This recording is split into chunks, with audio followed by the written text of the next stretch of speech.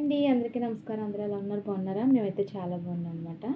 ఈరోజు ఏంటంటే చాలామంది పిల్లలు పాలు తాగడానికి చాలా విసిగిస్తూ ఉంటారు కదా! అలా మా ఇంట్లో కూడా ఉన్నారనమాట.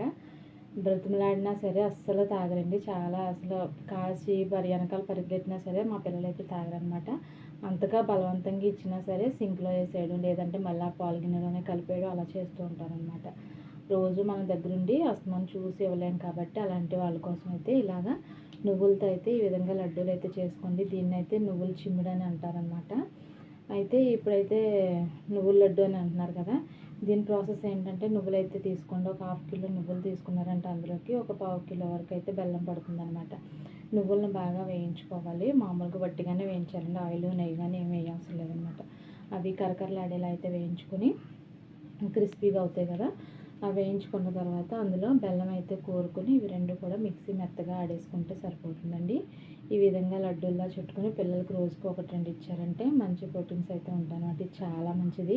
హెయిర్‌కి, స్కిన్‌కి, పిల్లల ఎదుగుదలకి కూడా చాలా మంచిదండి. ఇందులో పాలు తాగినా ఈ లడ్డూ తిన్నా ఒకటే అనమాట. పాలు తాగిన పిల్లలకి ఇలాంటివి ఇస్తే మంచిదండి. ఈ వీడియో కనుక నచ్చినట్టయితే ప్లీజ్ లైక్ చేయండి. Thank you for watching.